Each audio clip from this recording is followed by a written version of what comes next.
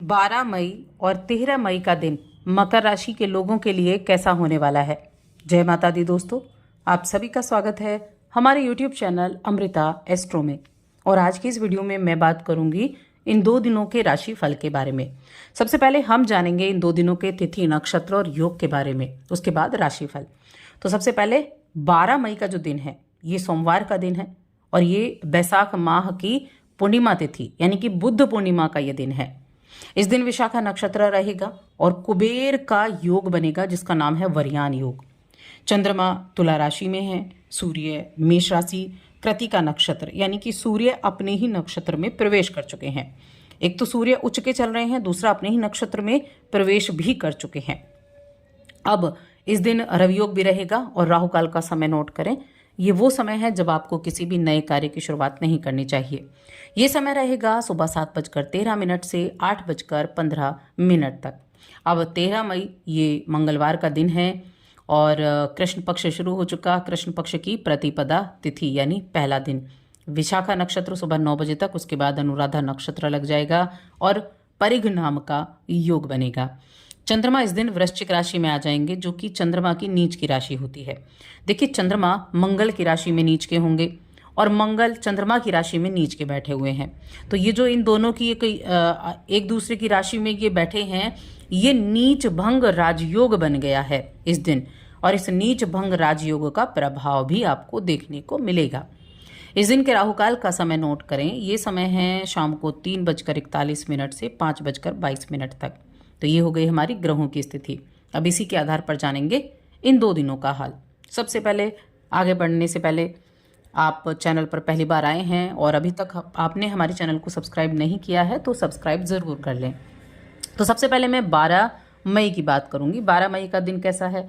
तो देखिए, एक तो ये पूर्णिमा का दिन है जो माँ लक्ष्मी को समर्पित होता है। चंद्रमा अपनी पूर्ण कलाओं से परिपूर्ण होते हैं और ये बुद्ध पूर्णिमा का दिन है।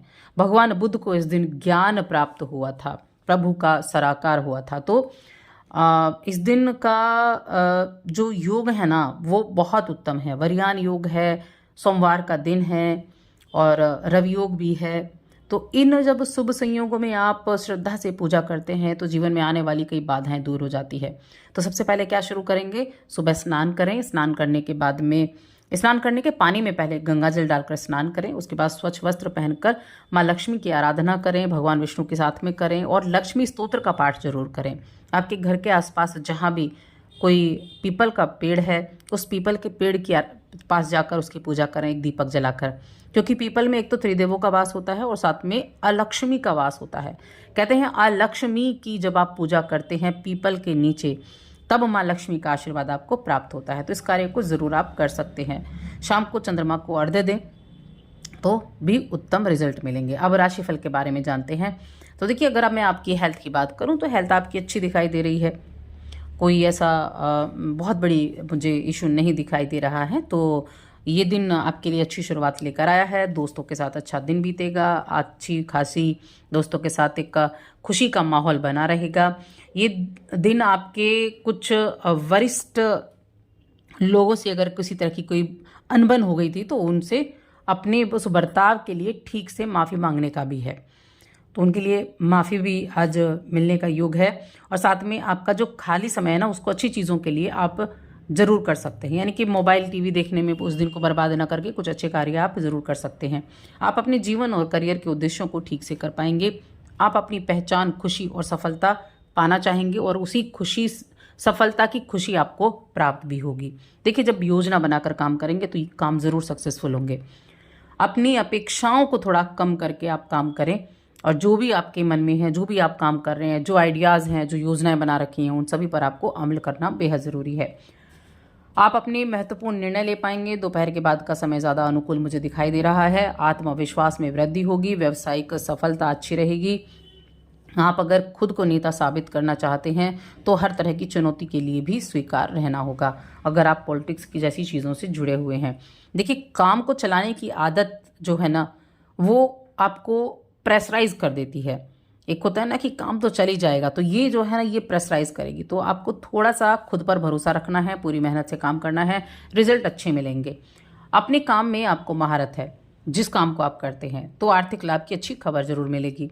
असल में आप अपने जो आपका जो भी वर्क है, जो भी आपका काम है, जो आपका करियर है, उसमें अच्छी कमाई करेंगे और बदले में आपको सपोर्ट भी मिलेगा, सहयोग भी मिलेगा। अपने काम पर आप पूरा फोकस करेंगे तो आपके बॉस की नज़रें भी आप पर रहेंगी। आपका करियर, आपके फाइनेंशियल कंडीशन दोनों में आज दिन अच्छा है, जिसके आप हकदार भी हैं और सब आपकी मेहनत से हुआ है। तो देखिए, जब मेहनत की चीज़ मिलती है ना, तो उसका लुत्फ आप ज़रूर उठाएं। और ये दिन अगर आपने कोई लोन लिया था तो उस लोन को चुकाने के लिए भी जो है वो ठीक ठाक रहने वाला है। अगर आप अपने परिवार के ऊपर दबदबा बनाए रखते हैं, अपने परिवार को पूरा प्रेशराइज करके रखते हैं, तो ये इन आदतों को छोड़ने का वक्त है। ऐसा ना करें, दबदबा ना बना कर रखें। एक अच्छा माहौल आप क्रिएट कर कर रख सकते हैं। अब यहाँ और आप जो अगर आप बिजनेस करते हैं तो वहाँ मैं कहूँगी कि माहौल को देखकर आपको बात करनी चाहिए, माहौल को देखकर आपको कार्य करना चाहिए। क्योंकि कहीं ना कहीं जब आप अपनी कुछ जबरन स्थिति को आप दूसरों के ऊपर थोपते हैं तो वो चीज़ें आपके लिए निगेटिविटी में चली जाती हैं। तो इसलिए थोड़ा सा बस इस चीज़ में आपको ध्यान रखना होगा।